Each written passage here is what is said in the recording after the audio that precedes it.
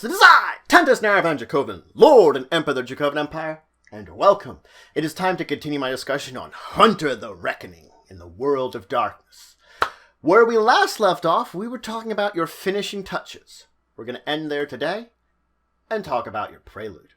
So the last thing you're going to do to finish up your entire character, at least when it comes to the point buy stuff, freebie points. You have 21 freebie points to work with. This is things that if you need an extra attribute that you think could use a little work, an ability you didn't take, maybe you want to raise one of those abilities from 4 to 5. Jack it up. Or maybe a couple extra backgrounds you didn't have. That's what freebie points are for.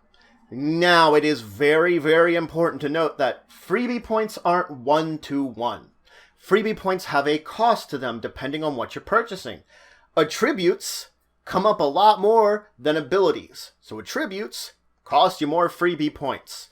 So you can check, there is a chart in the book that tells you what the cost of everything is. Just assume that your attributes, abilities, etc. you can raise. There are things that you cannot raise here.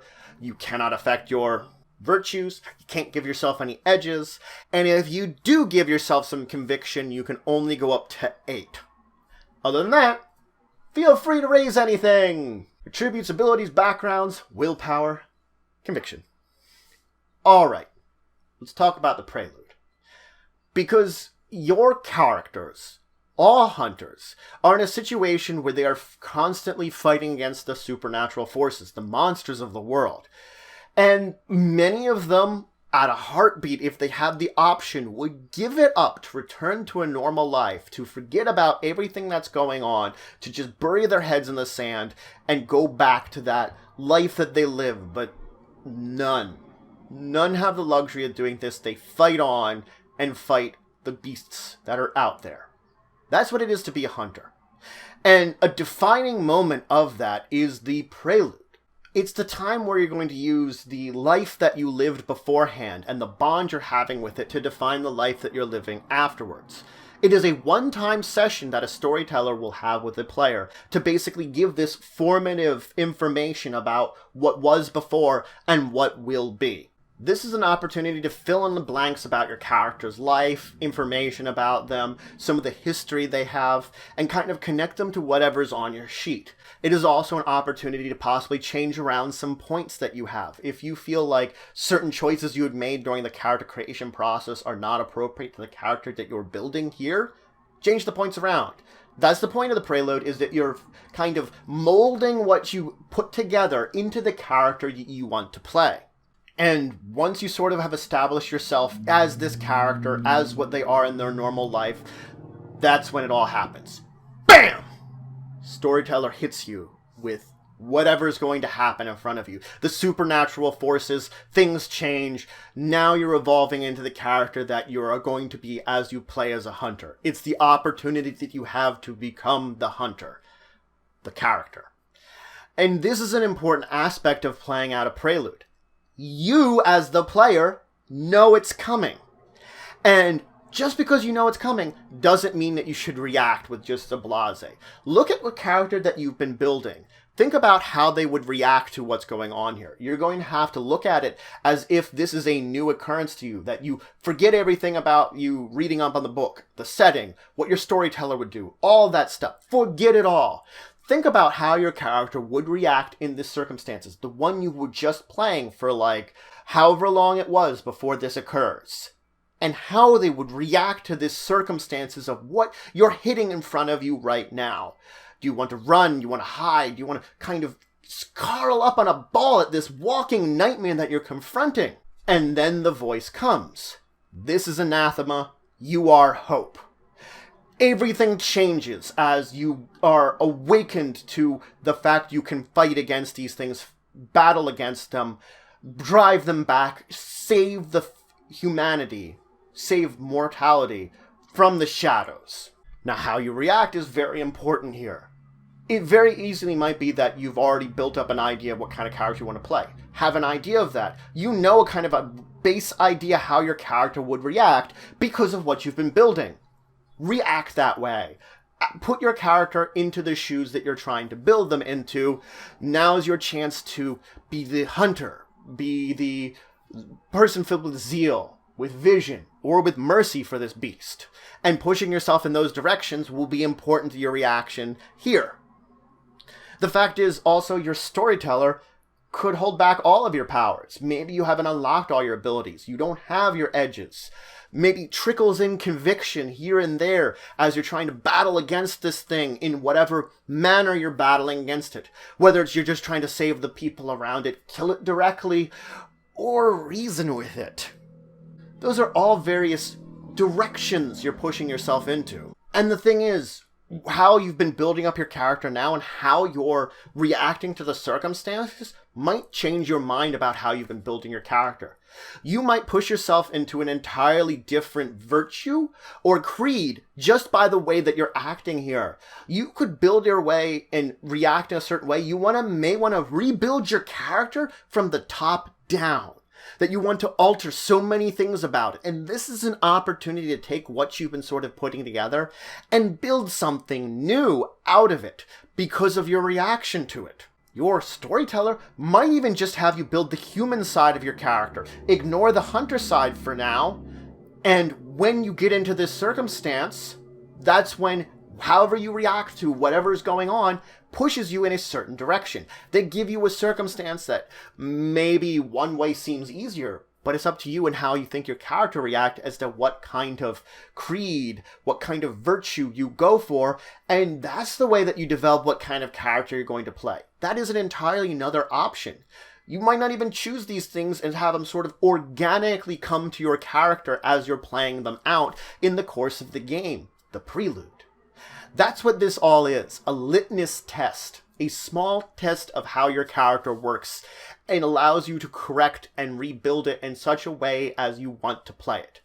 You've tested it out in a session and seen how you want to play this character, how this character lives and would act against the monsters of the world, the monsters of the darkness.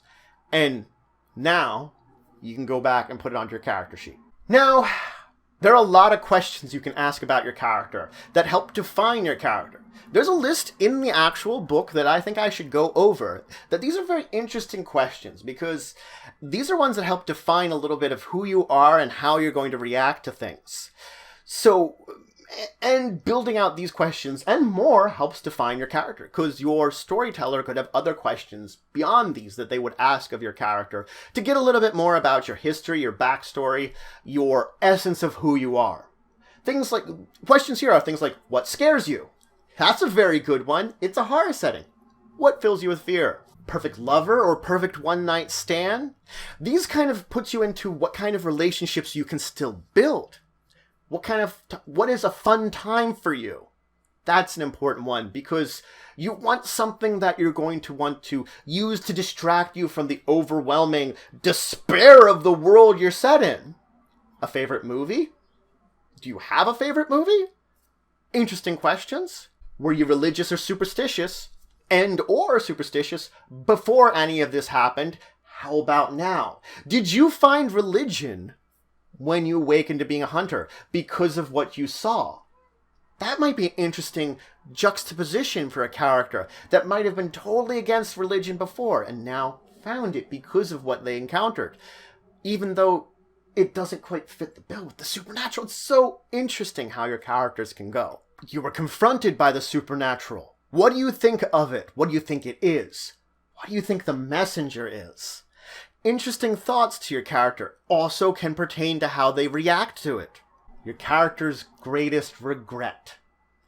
Was it something related to your time awakening, your time as a hunter, or even something in your life before? On the opposite end, gives you the most pride. And of course, your goal as a character. Your goal could be very close to what your creed is, and its kind of goals, for generalized speaking. It could be something else entirely. Sort of related to there, parallel in a way. You can build a goal however you want for your character. All of these questions help define things, and there are other questions that can be asked, as I said. Your storyteller will build a list of things that you're kind of going to answer when building your character and their backstory to help define who you are and give them ideas about how you're going to react to certain circumstances so they understand your character. And you do too, and can play it more. As a final note, we want to mention a couple of things. Motivation first. You need motivation. If you have no motivation, you have no reason to fight against the monsters, no reason to do anything of the sort as a hunter. So coming up with some motivation is very important. Something that will drive you to accomplish your goals. Whether it's protecting a family that you've kind of turned your back on, protecting someone that you didn't make up for something. You know, you failed to save someone when you discovered monsters. You're motivated to protect others in their place. Motivation is a driving force to keep you going against ongoing despair and horror. Look to your character's values. What values did you have when you were doing the Prelude, before you were a hunter? How about now? How have your values evolved and changed over the course of this? These two kind of sources and the goals, the accomplishments you want to get, what your end goal is of everything. These all combined are the core aspects of who your character is and how they're going to act in the game, regardless of everything else. Motivation, values, goals, big things to look at. Those are the three things that you're going to want to at least have an idea of for your character. Looking at things like your nature and demeanor as you define them help you push towards some of those and give you an idea. So they're a very useful tool. Anyway, that's it for today. So, we finished up with your finishing touches. We talked about your prelude, an opening story, how your human became a hunter. And of course, we talked about a little bit of Q&A about your character. Technically, I only gave you the questions and an idea of where to look when building your character's backstory and existence in the game. It's just up to you to fill it out. Anyway, hope you're having a great day. If you have any interesting stories about a prelude you had in a hunter game, let me know in the comments below. I'd love to hear your stories about your preludes that were very interesting ones about how you became a hunter. Remember to check out my links in the description below. Discord, Twitter, Twitch, Patreon. Great ways to contact me, check out my other content, and give me some support. And of course, until the next time, I bid you farewell.